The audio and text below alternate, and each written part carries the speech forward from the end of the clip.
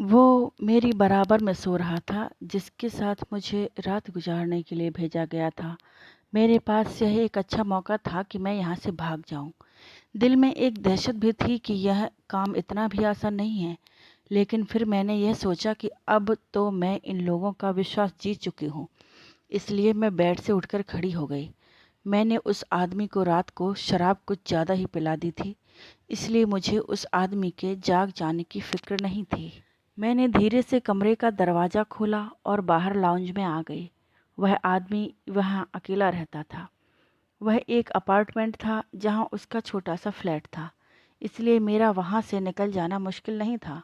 मैं कई बार पहले भी यहाँ उस आदमी के साथ आ चुकी थी, इसलिए मुझ पर शक नहीं किया जा सकता था कि इस बार भाग जाऊंगी, क्योंकि मैंने जज्बात की बजाय अब अकल से काम लिया था। इस बार मैंने सोच समझकर पूरा प्लान बनाया था। मैं एक जिस्म बेचने वाली औरत थी। मुझे 15 साल की उम्र में मेरे सौतेले बाप ने बेच दिया था। मुझे खरीदने वाली एक तवायफ औरत थी जो मुझसे जिस्म बेचने का काम करवाती थी। पहली बार जब मैंने कोठा देखा तो बुरी तरह से घबरा गई थी। मुंबई की छोटी छोटी तंग गलियां, जिनमें बनी टूटी फूटी खस्ता इमारतों से घुंघरुओं और गानों की आवाज़ें आ रही थीं। मेरे सौतेले बाप ने मेरा हाथ कस के पकड़ रखा था। मैं लगातार रोए जा रही थी। मेरी माँ के मरते ही मेरे सौतेले बाप ने मुझे दूसरे दिन ही उस औरत के हाथों बेच दिया था। मैंने जाने से इनकार किया तो मेरे बाप ने एक जोरदार तमाचा मेरे मुंह पर मारा था और उस औरत के हवाले कर दिया। बस के 3 घंटे के सफ़र के बाद मैं मुंबई के कमाठीपुरा एरिया में पहुंची थी, जहां की पुरानी सी 2 मंजिला इमारतों को देखकर मुझे घबराहट सी हुई थी। मैंने अपना दुपट्टा सलीके से ओढ़ रखा था, लेकिन वहां से गुजरने वालों की नज़रें इस कदर गंदी थीं कि मुझे उलझन सी हो रही थी। एक तो तंग गलियां, उनमें मोतियों और गुलाबों के हार और गजरों की दुकानें जिस पर परफ्यूम की शीशियां भी रखी हुई थीं। कहीं पान की दुकानें और दीवारों पर लाल पिचकारियों के निशान थे। दीवार का असल रंग ही खत्म हो चुका था। मैं पुरानी सी इमारत की तंग सीढ़ियों में चलती हुई एक बड़े से आंगन में पहुंची थी, जहां सफ़ेद चांदनियां बिछी हुई थीं। चारों तरफ गोल गोल तकिए रखे हुए थे। एक तरफ 2 बड़ी उम्र के व्यक्ति हारमोनियम और ढोलक रखे सफ़ेद कुर्ते पायजामा पहने मुंह में पान दबाए बैठे थे। एक तरफ तख्त सा रखा हुआ था, जिस पर एक 50-55 साल की औरत शौक रंग का जोड़ा पहने फुल मेकअप करके मुंह में पान दबाए आड़ी सी तख्त पर बैठी हुई थी। मुझे देखकर उठकर बैठ गई। मैं डरी सहमी नज़रों से उस आंगन को देख रही थी, जहां मुझे परफ्यूम की तेज खुशबू आ रही थी। मुझे मेरा बाप उस तख्त पर बैठी उस औरत के पास ले आया और मेरा हाथ उसके हाथ में थमा दिया। तख्त पर बैठी औरत ने मुझे बड़ी तेज नज़रों से सर से पैर तक देखा था, फिर अपने पास रखे उगालदान को पकड़े पहले उसमें पान की पिचकारी मारी, फिर मेरे सौतेले बाप से कहा कि लड़की तो देखने में हीरा है, मेरे कोठे को 4 चांद लगा देगी। मैं आंखें फाड़े उसे देख रही थी। फिर नीलू नीलू पुकार कर एक लड़की को अपने पास बुलाकर कहने लगी, इसे अपने साथ ले जाओ और नाच गाना सिखाना शुरू करो। वह नीलू नाम की लड़की मुझे अपने साथ एक कमरे में ले गई। मुझे नाचने गाने का कोई शौक नहीं था, लेकिन मुझे यहाँ यह सब काम मार मार कर सिखाया गया। 6 महीने बाद मेरा पहला मुजरा करवाया गया और उसके बाद मेरी बोली लगनी शुरू हो गई। मैं 16 साल की भी ना थी जब मेरी इज्जत को लूट लिया गया। मैं बहुत रोई तड़पी, लेकिन यहाँ बेदर्द लोग थे जिनके पास दिल नहीं था, पत्थर था पत्थर। मुझे रोजाना राम जी की पूजा अर्चना करने की आदत थी। मैं पूजा करना नहीं छोड़ती थी। रो रो कर राम जी से अपनी इज्जत की हिफाजत की प्रार्थनाएं करती थी। पहली बार मैंने वहाँ के अंधेरे में भागने की कोशिश की थी, लेकिन पकड़ी गई थी। मुझे उस औरत ने बहुत मारा था। मेरा जिस्म और चेहरा नीला कर दिया था। उसके बाद तो मैंने यह जुर्रत नहीं की, लेकिन मुझे उस काम से नफरत थी। मैं हर वक्त यहाँ से भाग निकलने के बहाने तलाशा करती थी। 1 साल बाद मुझे मर्दों के साथ भेज दिया जाता, जो कि इस तवायफ के पुराने ग्राहक थे, जो मुझे सुबह वापस उसी कोठी पर छोड़ जाते थे। यह आदमी भी मुझे कई बार यहाँ ला चुका था। मैं यह कहती करती थी कि उसे शराब बहुत ज़्यादा पिला देती थी, इतनी ज़्यादा कि वह आदमी जल्द ही नशे में चला जाता था। इसलिए कभी तो ऐसा होता कि मैं उसकी हवस का निशाना बनने से बच जाती। जब वह सुबह जागता तो कहता, मुझे तो रात की कोई बात याद नहीं। तो मैं कह देती कि मुझे तो याद है। पैसे वसूलना तो आप लोग नशे की हालत में भी जानते हो। मैं यह बात तो कुछ इस अदा से कहती कि वो यकीन कर लेता। जिस जगह की मैं बासी बन चुकी थी, मैं जानती थी कि यहाँ अकल की वजह से ही कभी इस दलदल से निकल पाऊंगी, वरना तो मेरे लिए यह मुमकिन नहीं था। मैं यह दर्द 3 साल से बर्दाश्त कर रही थी। अब मैं उनका विश्वास जीत चुकी थी। कई बार मुझे बंगले वाले भी अपने साथ ले जाते थे, फिर मेरा मुजरा देखकर खुश होते और फिर अपनी रात की रंगीनी पूरी करते। पहले पहल तो एक दलाल मेरी रखवाली के लिए भेजा जाता था, लेकिन अब मुझ पर भरोसा जम चुका था। उन्हें लगा कि अब मैं आदी हो चुकी हूँ, लेकिन नहीं, मुझे भागना ही था। मुझे इस पापी काम से नफरत थी जिसमें मैं फंस चुकी थी, इसलिए मुझे आज मौका मिला था। मैं जल्दी से सीढ़ियाँ उतरी। उस वक्त रात के 3 बज रहे थे। मैं अपने साथ चेहरा ढांपने को एक दुपट्टा भी लेकर आई थी। अब भी मैं चेहरा ढांपकर ही बाहर निकली थी। मुझे मेन रोड से रिक्शा मिल गया। मैंने रिक्शा लिया और सीधा बस अड्डे पर पहुंच गई। उसी वक्त एक बस सोलापुर जाने के लिए तैयार थी, इसलिए मैंने सोलापुर का ही टिकट ले लिया। मुझे जल्द से जल्द मुंबई छोड़ना था। बस में बैठकर मुझे अंदर ही अंदर एक डर सताता रहा कि कहीं मैं पकड़ी न जाऊं, क्योंकि उन लोगों के हाथ बहुत बड़े थे। क्या खबर कि अब भी कोई मेरी ताक में बैठा हो और मुझे चुटिया से पकड़कर वापस उसी तबायफ के पास ले जाए। चेहरा ढांप कर रखने पर भी मुझे अपना चेहरा खुला हुआ सा लग रहा था, जैसे मुझे कोई इस हुलिये में भी पहचान जाएगा। शायद मैं कुछ ज़्यादा ही डर रही थी। मेरा दिल खौफ के मारे फड़फड़ा रहा था। बस जब तक बस चल न पड़ी, मुझे अपनी जान सूली पर लटकी हुई महसूस हो रही थी। जैसे जैसे मैं मुंबई से दूर जा रही थी, मेरा रुका हुआ सांस बहाल होता हुआ महसूस हो रहा था। सोलापुर पहुंचकर मैं कुछ सुकून में हुई थी।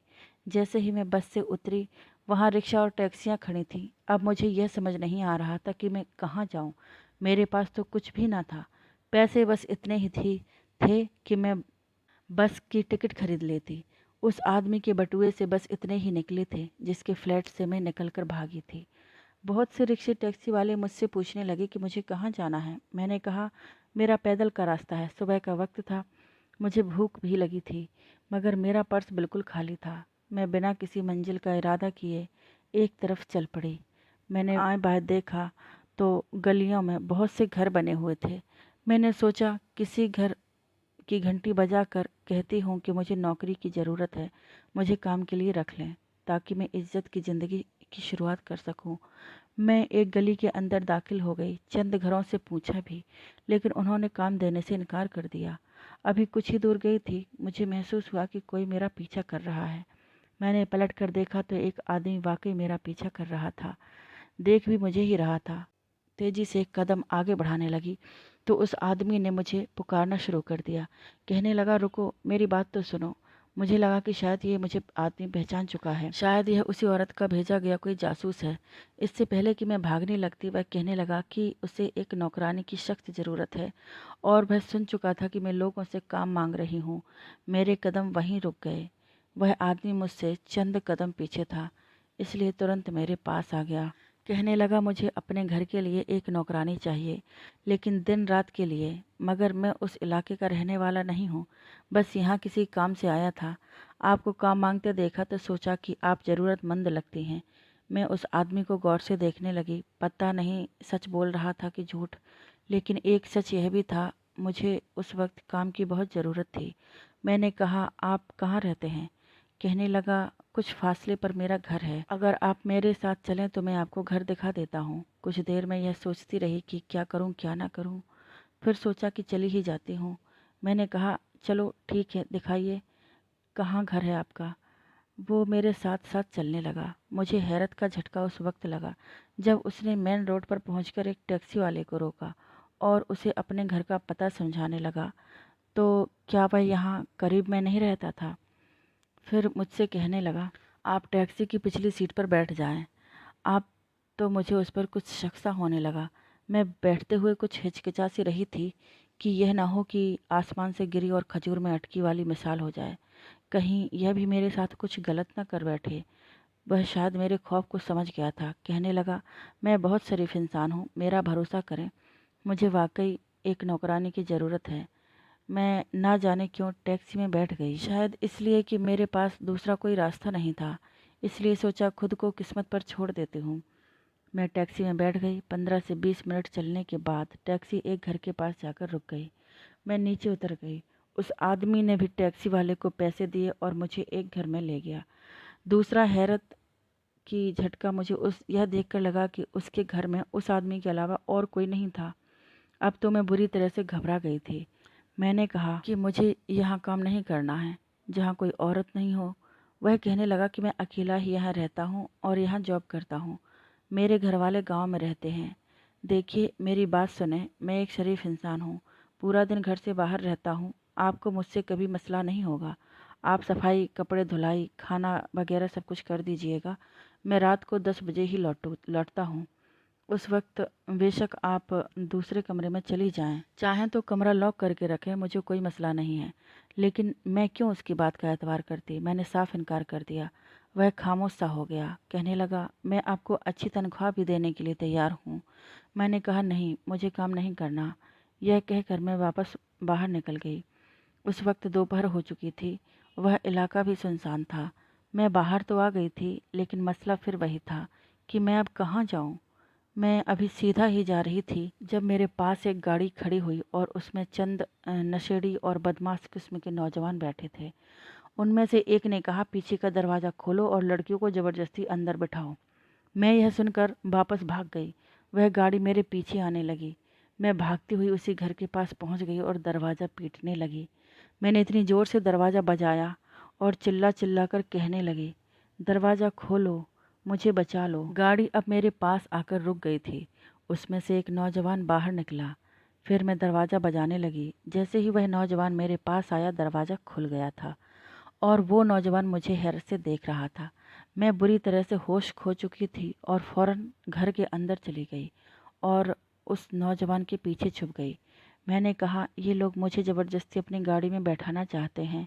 बाहर खड़ा नौजवान कहने लगा, इस लड़की को हमारे हवाले कर दो, वरना तुम बहुत पछताओगे। उस गाड़ी से बाकी के 2 नौजवान भी उतरकर घर के पास आ गए, लेकिन वह नौजवान बड़े सुकून से खड़ा था जिसके पीछे मैं छुपी हुई थी। कहने लगा, अपनी सलामती चाहते हो तो वापस चले जाओ और दोबारा मुझे इधर उधर नज़र मत आना, वरना जो हाल मैं तुम्हारा करूँगा अपनी शक्ल भी नहीं पहचान पाओगे। उसके बाद उस नौजवान ने जेब से एक कार्ड निकाल कर उन्हें दिखाया। वह नौजवान एक पुलिस इंस्पेक्टर था। कार्ड देखकर वह बदमाश किस्म के नौजवान फौरन भाग गए। जब उनकी गाड़ी दूर जा चुकी तो वह आदमी पीछे की तरफ पलटकर मुझे देखने लगा। अपना कार्ड जेब में डाला और मुझसे कहने लगा, अब वह लोग जा चुके हैं, आप चाहें तो जा सकती हैं और कहें तो मैं आपको आपके घर छोड़ आता हूँ, लेकिन मेरे पास सवारी नहीं है। मैं शर्मिंदा सी होने लगी थी। वह वाकई एक अच्छा इंसान था। फिर एक पुलिस ऑफिसर भी है। मैं जितना उसके घर में सुरक्षित रह सकती थी, शायद कहीं और मेरी हिफाजत ना हो पाती। मैंने कहा, मेरा यहाँ कोई नहीं है, मैं भी गांव से आई हूँ। मुझे नौकरी की तलाश है जहाँ मुझे रहने की भी जगह मिल सके और काम भी। मैंने भी एक झूठ बोल दिया, क्योंकि सच सुनकर तो वह मुझे बुरा ही समझता, शायद नौकरी पर भी न रखता। मैं उसके घर काम करने लगी थी। वह वाकई सुबह से उठते ही घर से निकल जाता था, फिर रात को 10-11 बजे ही लौटता था। मैं पूरा दिन अकेली होती थी। घर का इतना काम भी नहीं होता था। उसके आने से पहले ही मैं खाना खाकर अपने कमरे में चली जाती थी। उसका खाना तैयार होता था, वह खाकर बाकी का फ्रिज में रख देता था। जब मैं सुबह उठती तब वह जा चुका होता। किचन में पकाने का सारा सामान मौजूद होता था। एक बार मैं सुबह कमरे से बाहर आई तो मुझे उसके कमरे से हाँफने की आवाज़ें आ रही थीं। मतलब वह घर पर था, लेकिन कराह क्यों रहा था। पहले तो मैंने सोचा कि जाकर देखती हूँ, फिर सोचा पता नहीं मेरे बारे में क्या सोचेगा कि क्यों मैं उसके कमरे में चली आई हूँ। मैं किचन में चली गई, लेकिन वो लगातार हाँफ रहा था, कराह रहा था। फिर किचन में खड़े खड़े मुझे ऐसा ख्याल आया कि मेरा दिल दहल सा गया। मैं सब कुछ छोड़कर भागकर उसके कमरे में गई। वह एक पुलिस इंस्पेक्टर था, कहीं उसे गोली न लगी हो, इस ख्याल ने मुझे बेकरार सा कर दिया था। लेकिन जब मैं उसके कमरे में पहुंची, वह बेड पर लेटा हुआ था और हाय हाय कर रहा था। मैं उसके पास गई तो उसकी आंखें बंद थीं, लेकिन शायद गोली नहीं लगी थी। मैंने पूछा, आप आज घर पर ही हैं? आपकी तबीयत तो ठीक है? मेरी बात सुनकर उसने जरा सी आंखें खोली और कहने लगा, मुझे बहुत तेज़ बुखार है, अगर आपको दिक्कत ना हो तो मुझे चाय बना दें। वह बहुत धीरे से बोला। मैं वापस किचन में आ गई। मैंने अपने और उसके लिए नाश्ता बनाया और चाय बनाई। अपना नाश्ता किचन में ही रहने दिया और उसका नाश्ता उसके कमरे में ले आई। अब वह बेड के साथ टेक लगाए बैठा था। मैंने नाश्ते की ट्रे रखी और बाहर चली गई। दोपहर को उसके लिए सूप बना दिया। 2 दिन में उसका ख्याल रखती रही। इसी बीच हमारी कुछ बातचीत भी होने लगी थी। कहने लगा, आप बहुत अच्छी हैं। आपने बीमारी में मेरा ख्याल रखा है। वह आदमी बहुत अच्छा था। मुझे अब उससे खौफ महसूस नहीं होता था, बल्कि एक कवच सा महसूस होता था। वह मुझसे अपने घर वालों की बातें भी करने लगा था। मुझसे पूछता कि मैं कहाँ रहती हूँ, मेरे कितने भाई बहन हैं। मैं उससे झूठ ही सब कुछ बताती रही। एक बार रात के 12 बज गए, लेकिन वह वापस ना आया। मुझे उसकी फिक्र होने लगी थी। पुलिस वाली नौकरी में हादसों का होना आम सी बात होती है, इसलिए मुझे उसकी फिक्र सताने लगी। शायद मैं उसे पसंद करने लगी थी। मुझे उसके होने से एक सुरक्षा कवच का एहसास होता था। मुझे जब बेचैनी सी होने लगी तो मैं राम जी की प्रतिमा के आगे पड़कर उसकी ज़िंदगी की भीख मांगने लगी। रात के 2 बज गए थे, लेकिन वह वापस नहीं आया था। मेरी जान निकली जा रही थी। मैं रोने लगी थी कि मैं कहाँ जाऊँगी। रात के 2:30 बज गए थे। मेरा रो रो कर बुरा हाल था। जब बाहर दरवाज़ा खुलने की आवाज़ आई तो मैं तेज़ी से बाहर गई, क्योंकि बाहर की चाबी उसके पास होती थी। वह खुद ही अंदर आता था। लेकिन जब मैंने उसे जख्मी हालत में देखा तो मैं परेशान सी हो गई। उसके चेहरे पर चोटें लगी हुई थी। वह कुछ लंगड़ा कर भी चल रहा था। मैंने अश्क भरी आंखें लिए उसके साथ लग कर रोने लगी। कहाँ थे आप? मैं कब से परेशान हूँ। एक ही सांस में मैंने जाने कितने सवाल पूछ गई। वह मुझसे कुछ पीछे हट गया तो मुझे भी अपनी गलती का एहसास हुआ। कहने लगा, मेरी नौकरी ही ऐसी है, आप परेशान मत हुआ करें। यह कहकर वह लंगड़ाता हुआ अपने कमरे में चला गया। मुझे अपनी इस हरकत पर अफसोस होने लगा। ठीक है, मैं परेशान थी, लेकिन अनजाने में जो कर गई थी वो गलत था। मैं अपने कमरे में चली गई। पूरी रात मुझे खुद पर अफसोस होता रहा। सुबह जब मैं कमरे से निकली तो सामने टेबल पर बैठा नाश्ता कर रहा था। मुझे देखकर मुस्कुराने लगा। कहने लगा, आइए बैठिए, नाश्ता कीजिए, मैंने आपके लिए भी बनाया है। मैंने कहा, आपको इतनी चोटें लगी हैं तो आपने क्यों यह सब बनाया है? मुझे कह देते। किस हक से? उसके सवाल पर मैं चुप सी रह गई। लेकिन वह बहुत संतुष्ट सा मुझे देख रहा था। कहने लगा, यहाँ बैठिए, मुझे आपसे बात भी करनी है। मैं उसके सामने वाली कुर्सी पर बैठ गई। उसने मेरे लिए चाय मेरे कप में डाली और मेरे आगे कर दिया। पहले आप नाश्ता कर लें। उसकी बात सुनकर मैं खामोशी से नाश्ता करने लगी। वह मुझे ही देख रहा था। जब मैंने नाश्ता कर लिया तब कहने लगा, मुझे आप बहुत अच्छी लगने लगी हैं और मैं आपको चाहने लगा हूँ। मुझे नहीं लगता कि अब एक घर में रहकर मैं आपसे दूर रह पाऊँगा। इसलिए बेहतर यह है कि मैं आपसे शादी कर लूँ। मेरे घर वालों की तरफ से मुझे अपनी मर्ज़ी से शादी करने का पूरा हक हासिल है।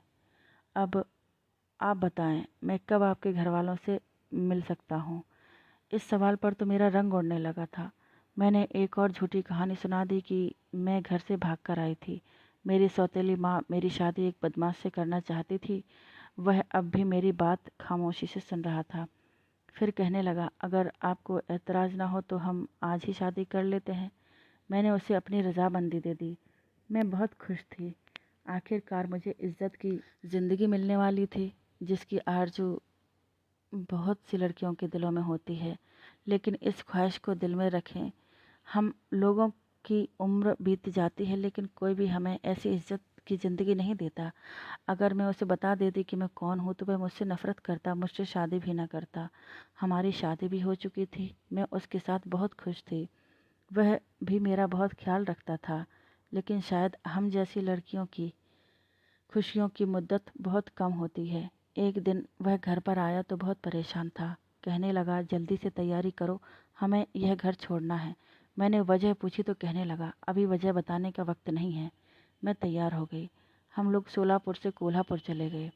वहाँ एक छोटा सा घर किराए पर ले लिया। मैंने अपने पति से बहुत बार यहाँ आने की वजह पूछी, लेकिन उसने कहा, मेरी नौकरी ही कुछ ऐसी है। लेकिन न जाने क्यों वह अब परेशान सा रहने लगा था।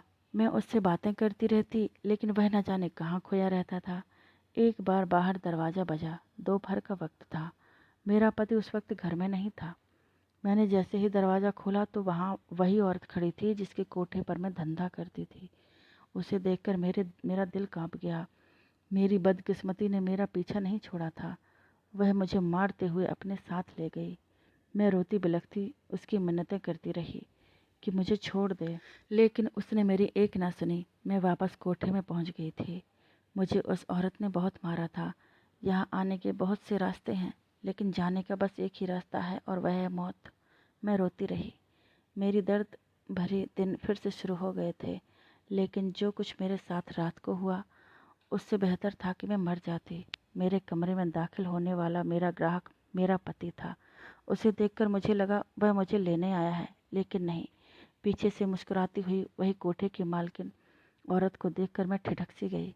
वो अंदर आकर बोली कि तुम क्या समझती थी कि तू फ्लैट से भाग जाएगी और मुझे खबर ही नहीं होगी। मैंने इसे तेरे पीछे जासूसी पर रखा था। यह तेरे पीछे साए की तरह था। तेरी बस में भी था। तू जहाँ नौकरी लेना चाहती थी वहाँ भी था। यह तुम्हें हमारे कहने पर ही अपने घर लेकर गया था। तुझे नौकरी भी हमारे कहने पर ही दी थी। यह कोई पुलिस वाला नहीं है। यह सुनकर मेरा जी चाह रहा था कि ज़मीन फटे और मैं उसमें समा जाऊं।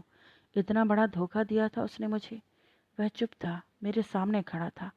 मैं उसके पास चली गई। मैंने कहा, तुमने मेरे साथ इतना बड़ा धोखा क्यों किया? मुझे उसी वक्त यहाँ ले आते तो मुझे इतना दुख ना होता। मैंने मर्दों का बस एक ही रूप देखा था और वह था एक हवस का मारा दरिंदे जैसा मर्द। लेकिन तुम्हें देखकर मेरी सोच बदल गई थी। मुझे लगा मर्द इंसान भी होते हैं, शरीफ भी होते हैं। तुम्हारे रूप में जिस मर्द को मैंने देखा था, मुझे उससे मोहब्बत सी हो गई थी। काश तुम मेरे सामने ना आते। तुम मेरे सामने कभी ना आते, ताकि मेरे दिल में तुम्हारी इज्जत बाकी रहती। मेरे रोने पर, बातें सुनाने पर भी वह चुप था। कुछ ही देर में पुलिस की गाड़ी के सायरन की आवाज़ आई। उस औरत की रंगत उड़ने लगी। कहने लगी, ये कहाँ से आ गई? मेरे पति ने कहा कि पुलिस को मैंने बुलाया है। पुलिस वहाँ पर पहुँच चुकी थी। उसने जेब से शादी की फ़ोटो निकाल कर दिखाई और कहने लगा कि यह मेरी पत्नी है और मैं इसे लेने आया हूँ। इस औरत ने मुझसे चोरी छुपे मेरी पत्नी को अगवा किया और यहाँ ले आई है। वो औरत हैरान व परेशान हो गई। कहने लगी, क्यों झूठ बोल रहे हो? लेकिन पुलिस और उस औरत को अपने साथ ले गई। वह मेरे पास आकर कहने लगा कि मैं एक जासूस हूँ, पैसे लेकर जासूसी करता था। पुलिस वालों से भी मेरी अच्छी जान पहचान थी, क्योंकि मैं उनके लिए भी जासूसी करता था। मुझे इस औरत ने तुम्हारी जासूसी पर रखा था। मैं सब कुछ पैसों के लिए ही कर रहा था, लेकिन न जाने कब मुझे तुमसे मोहब्बत सी हो गई। तुमने मेरी बीमारी में मेरा ख्याल रखा। मेरे जख्म देखकर तुम परेशान हो गई थी। उस दिन मैं भी रात भर सो नहीं पाया था। मैंने सोचा कि तुमने मुझे कोई बात नहीं बताई है। तुमने अगर ये पाप किया है तो अपनी मर्ज़ी से नहीं किया, बल्कि मजबूरन और ज़बरन किया है। इसलिए सोचा कि एक शादी ही ऐसा रास्ता है जिससे मैं तुम्हें इस दलदल से निकाल सकता हूँ। अब तुम मेरे साथ इज्जत की ज़िंदगी जी सकती हो, बिना किसी डर के। उसकी बातें सुनकर मेरी आंखों से आंसू बहने लगे, लेकिन इस बार ये आंसू खुशी के आंसू थे।